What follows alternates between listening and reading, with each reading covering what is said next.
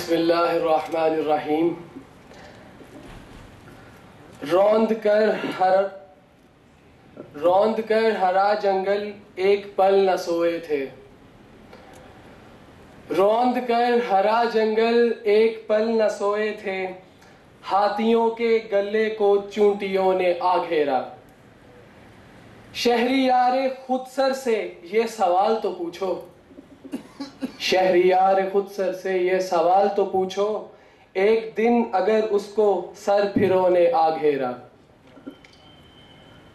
معزز علماء کرام، زعماء احرار، طلباء عزیز اور میرے ہم فکر ساتھیوں، سب سے پہلے تو میں مجلس احرار اسلام کی مرکزی قیادت کا تہ دل سے شکریہ ادا کرنا چاہتا ہوں کہ ان لوگوں نے مجلس احرار کے لٹے ہوئے قافلے کو ایک بار پھر سمیٹ دیا، اکٹھا کر دیا۔ احرار ورکرز کنونشن منعقد کرنے پر میں مجلس احرار کی قیادت کو مبارکباد پیش کرتا ہوں۔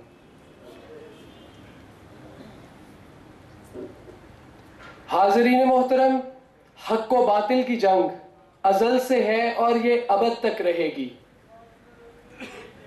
نبی کریم صلی اللہ علیہ وسلم کا امتی ہونے کی وجہ سے، جو کہ ایک مسلمان بھی ہے اور حضور پاک صلی اللہ علیہ وسلم کا امتی بھی ہے، لیکن اس کا عقیدہ بھی کمزور ہے، لیکن اس کا اعلان یہ ہے کہ جب وہ نماز نہیں پڑھتا، وہ قرآن نہیں پڑھتا، عمل کرتا ہے یا نہیں کرتا، لیکن جب حرمت کی بات آتی ہے، نبی کی حرمت کی بات آتی ہے یا قرآن کی حرمت کی بات آتی ہے، تو وہ گھروں سے نکلتے ہیں اور وہ قربانی دینے کے لیے سامنے آتے ہیں۔ میرا آج کا موضوع عالمی سامراج کی اسلام دشمنی ہے۔ جی ہاں، عالمی سامراج اسلام دشمنی میں بہت آگے پہلے بھی بڑھ چکا تھا، اب بھی بہت آگے جا چکا ہے۔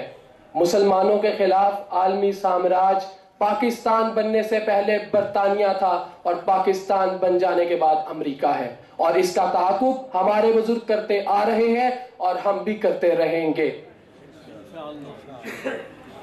امریکہ جو کہ انسانی حقوق کی بات کرتا ہے، ہیومن رائٹس کی بات کرتا ہے، انسانیت کی بات کرتا ہے، مساوات کی بات کرتا ہے، ڈیموکریسی کی بات کرتا ہے، ہم اس سے پوچھتے ہیں کہ یہ انسانیت اس وقت کہاں تھی جب تم نے افغانستان کے 30 لاکھ مسلمانوں پر بم مارے؟ تمہاری انسانیت اس وقت کہاں تھی جب تم عراق کی سرزمین میں داخل ہوئے اور تم نے مسلمانوں کو لہو لہان کیا؟ تم لوگ اس وقت کہاں تھے؟ تمہاری انسانیت اس وقت کہاں تھی؟ اس لیے میں کہا کرتا ہوں، اسلام کا دشمن امریکہ، ایمان کا دشمن امریکہ، قرآن کا دشمن امریکہ، اور نہ صرف قرآن کا دشمن بلکہ انسان کا دشمن امریکہ۔ یہ انسان کا بھی دشمن ہے۔ ہیومن رائٹس کی بات کرنے والے آج کہاں ہیں؟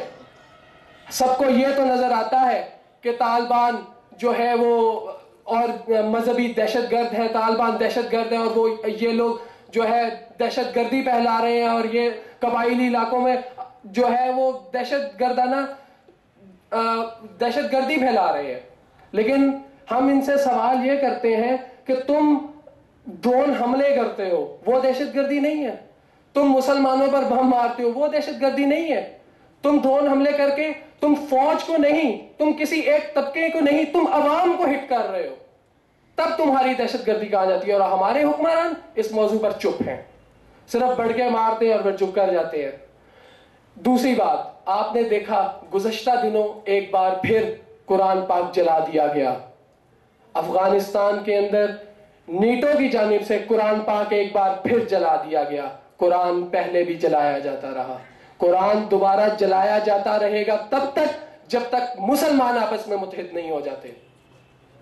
مسلمانوں کو متحد ہونا بہت ضروری ہے۔ اس طور پہ کفر کسی کا مسلک نہیں دیکھتا، یہ سب سے امپورٹنٹ بات ہے۔ کفر کسی کا مسلک نہیں دیکھتا، مسلمان ہے بس مسلمان، نہ دیوبندی، نہ بریلوی، نہ اہل حدیث۔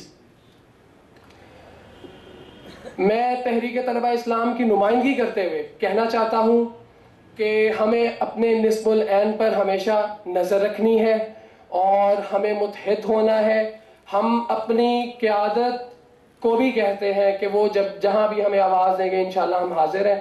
اور آپ نے میں تحریک ناموس رسالت کی بات کرتا ہوں. جو گزشتہ مہینوں میں یہ مسئلہ پیدا ہوا، جو لوگ کہا کرتے تھے کہ جی ناموس رسالت کا قانون ختم کر دینا چاہیے، 295 کو ختم کر دینا چاہیے، پھر اللہ تعالیٰ کی رحمت متوجہ ہوئی ہم پر اور ایک ایسا واقعہ رونما ہوا کہ جس کے بعد وہی لوگ کہنے لگ گئے کہ میرے سامنے کوئی حضور پاک صلی اللہ علیہ وسلم کی گستاخی کرے گا تو میں اسے اپنے ہاتھوں سے قتل کر دوں گا.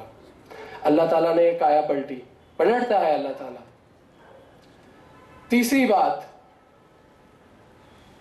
سیاست، ہماری سیاست اسلامی شورائیت ہے. سیاست کے حوالے سے میں نے گفتگو تو کرنی تھی لیکن وہ انشاءاللہ میں گروپ ڈسکشن میں وہ نقطہ نظر اٹھاؤں گا.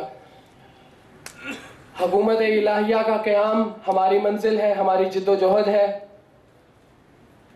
آج کل نوجوانوں کو، خصوصاً نوجوانوں کو ہماری تربیت، ہماری فکری اور نظریاتی تربیت بہت اہم پوائنٹ ہے. نوجوانوں کو آج کل جو نئے انقلابی نعروں کی طرف بھڑکایا جا رہا ہے، جو لوگ پاکستان میں سیاست کے نام پر، سیاسی جماعتوں کے نام پر، سیاسی انقلابی نعروں کے نام پر پاکستان کو ایک نیا نظام دے رہے ہیں، وہ اپنے سٹیجز کے اوپر گانے کی محفلیں کروا کر اسلام نافذ کرنا چاہتے ہیں. وہ لوگ گانوں کے ذریعے اور میوزیکل شوز کے ذریعے پاکستان میں خلافت راشدہ کا نظام قائم کرنا چاہتے ہیں. سمجھ سے بالا تر ہے وہ لوگ کس طرح اس ملک میں نظام اسلام کا نفاذ کریں گے. اور یہ انقلاب کے نام پر پاکستان میں مسلمانوں کو دھوکہ دیا جا رہا ہے. ہر انسان، ہر انقلابی سیاستدان اسٹیبلشمنٹ کے زور پر 10 سال بعد اٹھتا ہے اور اسٹیبلشمنٹ کے زور پر، اسٹیبلشمنٹ کی کندھے پر بندوق رکھ کر وہ پاکستان کی سیاست میں انٹر ہوتا ہے اور وہ کہتا ہے کہ میں ملک کی تقدیر بدل دوں گا. کیسے بدلے گا وہ تقدیر؟ اسٹیبلشمنٹ کے کندھے پر بندوق رکھ کر آنے والے سیاستدان کس طرح بدلیں گے ملک کی تقدیر؟ گانوں اور میوزیکل شوز کرنے والے سیاستدان کیسے بدلیں گے ملک کی تقدیر؟ اور شراب کی چسکیوں سے سور کے تکوں کو چبانے والے پاکستان کی تقدیر نہیں بدل سکتے. یہ انقلاب نہیں، منافقت ہے، اور ایسی منافقت کو ہم جوتی کی نوک پر رکھتے ہیں. نعرہ تکبیر، اللہ اکبر، نعرہ تکبیر، اللہ اکبر. حکومت الہیہ زندہ باد، حکومت الہیہ زندہ باد.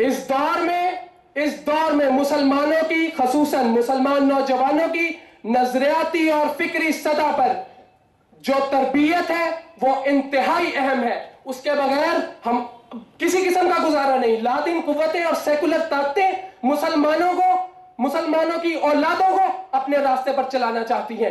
ہم صرف نام کے مسلمان رہ گئے ہیں، نہ ہمارا دین سے تعلق ہے، نہ ہمارا مذہب سے تعلق ہے. ہم سیکولر اداروں میں پڑھ کر کیسے اسلام نافذ کریں گے؟ آپ بتائیے کیسے اسلام نافذ کریں گے؟ نہیں کر سکتے، اس لیے کہ اسلام صرف مذہب کی تعلیم حاصل کرنے سے آئے گا، علماء کی محفلوں میں بیٹھنے سے آئے گا، دینی اداروں میں جانے سے آئے گا. سیکولر اداروں میں جانے سے اسلام نہیں آ سکتا.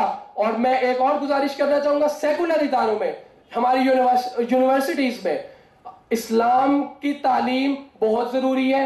اس حوالے سے جو ہے ہم تحریک طلبہ اسلام کا پلیٹ فارم، ہماری ایک فکری اور نظریاتی نشست گاہ ہے. ہم اس پلیٹ فارم کے ذریعے یونیورسٹائز طبقے کو الحمدللہ محنت کی بھی ہے. ہمارے عمیر چیمہ صاحب ہمارے تحریک طلبہ اسلام کے رہنما یونیورسٹی میں پڑھتے ہیں، انہوں نے بہت اچھی گفتگو کی ہے. بس یہی گزارش ہے کہ ہمیں اپنی نظریاتی اور فکری وحدت کو پارا پار نہیں ہونے دینا. ہم نے اپنے نصب العین پر ہمیشہ نظر رکھنی ہے اور ہمیں نئے عزم کے ساتھ ہم نے اٹھنا ہے. وہ چودھری افضل حق نے فرمایا تھا، عزیزوں وقت کم، عمر کم اور کام بہت زیادہ ہے، آؤ نئے عزم سے اٹھیں. عورتوں کی طرح اسلام کے لیے آہیں بھرنے سے کیا فائدہ؟ مسلمان اللہ تعالیٰ کا سپاہی ہے اور اللہ تعالیٰ میدان محاربہ میں اس کا منتظر ہے. میں کہنا چاہتا ہوں کہ ہمیں لادین آخر میں میرا پیغام یہی ہے کہ ہمیں لادین اور سیکولر قوتوں کا محاسبہ کرنا ہے اور اپنے نوجوان نسل کو ہمیں بتانا ہے کہ ہم نے کس طرح دین کی دعوت اپنے اندر، مسلمانوں کے اندر، اپنے بھائیوں کے اندر کس طرح اجاگر کرنی ہے۔ کہنا چاہتا ہوں، او خاک نشینوں اٹھ بیٹھو، وہ وقت قریب آ پہنچا ہے جب تخت گرائے جائیں گے اور تاج اچھالے جائیں گے۔ اب ٹوٹ گریں گی زنجیریں، اب زندانوں کی خیر نہیں، جو دریا جھوم کے اٹھے ہیں تنکوں سے نہ ٹالے جائیں گے۔ بہت شکریہ۔